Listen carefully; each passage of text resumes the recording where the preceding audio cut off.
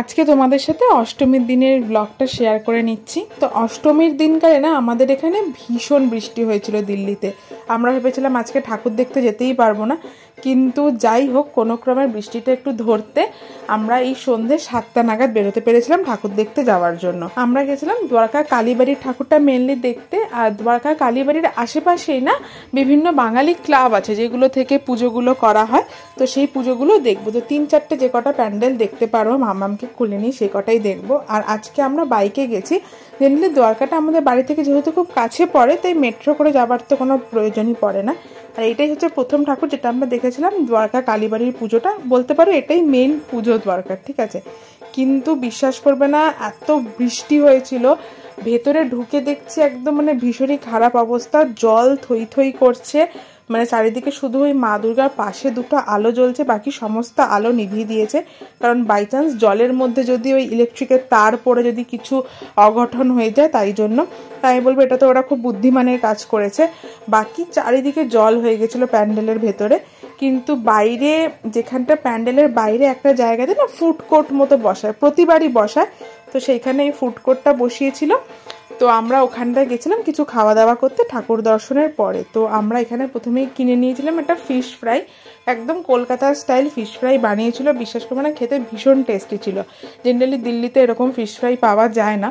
তো এরকম দুর্গাপুজোর টাইমটাতে যখন এই স্টলগুলো বসে, তখনই কিছু এরকম বাঙালি খাবার দাবারগুলো কিন্তু ভালো পাওয়া যায়। আর একটা পাওয়া যায় ফিশ ফ্রাই। খাওয়ার পরে অর্ণব বলছিল এখানে সুন্দর বসার জায়গাও আছে, চলো তাহলে অন্য কিছু যদি একটু খাওয়া যায়। তো আমরা ভাবলাম চলো দুজনে দুটো এগ চিকেন রোল খাই। তো আমরা সেইটাই আনতে গেছিলাম। তবে হ্যাঁ, এখানে না বানাতে একটু টাইম লাগছিলো, আসলে ভিড়ও প্রচণ্ড ছিল।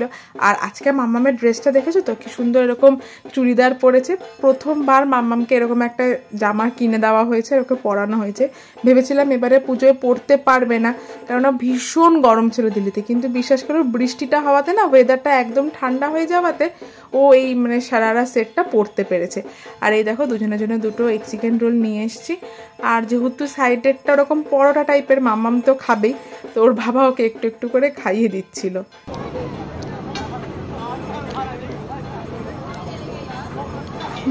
জানো তো দুর্গা পুজোতে না এই ছোটোবেলার টাইমটাই না বেশি মজার। এই যে বাবার কোলে বসে বসে যে খাচ্ছে, এগুলো যখন একটু বড় হয়ে যাবে না, তখন কিন্তু এই জিনিসগুলো খাবে না। তখন ওর জন্য আমরা একটা গোটা রোল কিনবো, ও আমাদের পাশের চেয়ারটায় বসে হয়তো খাবে। এরকম কোলে বসে আমাদের থেকে নিয়ে খাওয়া এই জিনিসগুলো তখন কিন্তু আর থাকবে না। আর এই জিনিসগুলোই না মিস করা হবে যখন ও বড় হয়ে যাবে। যাই হোক, এখানে না অনেক বাচ্চা কাচ্চা কিছু খেলে বেড়াচ্ছিলো। আশপাশে যে অ্যাপার্টমেন্টগুলো আছে সেখানকার বাচ্চাগুলো এসেছিলো, তো তারা মামামের সাথে খেলতে আসছিলো। মামাম ওদেরকে ডাকছে, দিয়ে ওর বাবার কাছে মুখ লুকিয়ে নিচ্ছে। একটু আসলে লজ্জা পাচ্ছিল ওদেরকে দেখে। दोस्त है बेटा,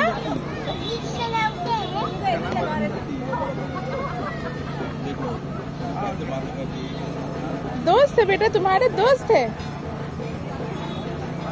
हाँ तुम्हारे में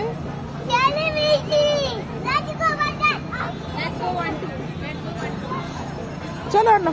তো এবার চলে এসেছিলাম আমরা নেক্সট পুজোতে। এটা হচ্ছে ওই ঐক্যতান কালীবাড়ি ও সেবা সমিতি বলে একটা মানে মণ্ডপ আছে এখানে পুজোতে। তো আমরা আগের বারও এসেছিলাম। জেনারেলি এই যে কটা ঠাকুর দেখেছি, এই কারণ ঠাকুরগুলোই কিন্তু আমরা দেখতে থাকি দ্বারকাতে। আর এখানেও এরকম ফুড স্টল বসেছিল। তো তবে এখানে কিছু আর খাইনি, তার কারণ হচ্ছে একই রকম খাবারই এখানে পাওয়া যাচ্ছিল। আর এরপরে আমরা চলে যাচ্ছিলাম নেক্সট পুজোতে। আর দেখছো তো মাম্মাম কি সুন্দর বাবার হাত ধরে হেঁটে হেঁটে কিন্তু এবার অনেকগুলো ঠাকুর দেখেছে। সিআর পার্কেও তাই, দ্বারকাতেও তাই। আর এটাই আমরা লাস্ট দেখলাম। এটা হচ্ছে দ্বারকা বঙ্গ সমাজ সমিতির পুজোটা। আর এখানে ঢুকতেই প্রথমে দেখছি সে বিরাট স্টেজ লাগিয়ে বিশাল সুন্দর বসার জায়গা করেছে। কেন না, এখানে ফাংশন টাইপের হচ্ছিল, গানও বাজছিল। তবে গানটা এখানে দিলাম না, ভিডিওতে কপিরাইট এসে যাবে বলে। আর মাম্মামকে দেখো দাঁড়িয়ে দাঁড়িয়েও আবার দেখছে কি ফাংশন হচ্ছে, কি নাচ হচ্ছে। ওই দেখো দাঁড়িয়ে ওই লাইটগুলো কেউ দেখছিল। নাচো মাম্মাম, নাচো।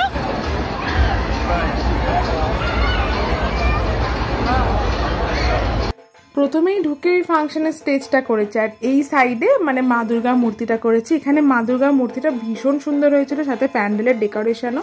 তবে এখানে আমরা বেশিক্ষণ দাঁড়াইনি, কারণ না প্রচণ্ড ভিড় বাড়ছিল আস্তে আস্তে। আর ওইখানে ঠাকুর দেখার পরে আমাদের বাড়ি ফেরার পথে যে আগের দিন যে গেলাম যেখানে ঠাকুর তখনও আসেনি ষষ্ঠীর দিনকারে, ওই মণ্ডপটাতে, সেখানে ঠাকুর এসে গেছে। এখানে তো নবরাত্রির পুজোটাই হয়।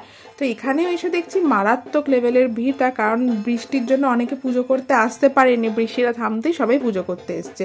আর বিশ্বাস করো সারা রাষ্ট্র ঘুরে এসে বাড়ির সামনে যে আমাদের ফুচকাওয়ালাটা আছে তার কাছ থেকেই ফুচকা খেলাম। এর কাছ থেকে জেনারেলি আমি ফুচকা খাই অন্য টাইমে, তো এর কাছ থেকে বাড়িতে এসে ফুচকাটা খেলাম। অ্যাকচুয়ালি দ্বারকার যে ওই মেলাগুলো ছিল ওখানে দেখলাম যে সেই বোঁদেওয়ালা যে ফুচকাগুলো হয় দিল্লির, ওই ফুচকাই ওরা বিক্রি করছে, তো ওই জন্য খাইনি। আমাদের বাড়ির সামনের এই ফুচকাওয়ালাটা একটা বেঙ্গলি স্টাইল ফুচকাই বানায়, মানে কলকাতার মতো আর কি, তাই এখান থেকেই ফুচকা খেলাম।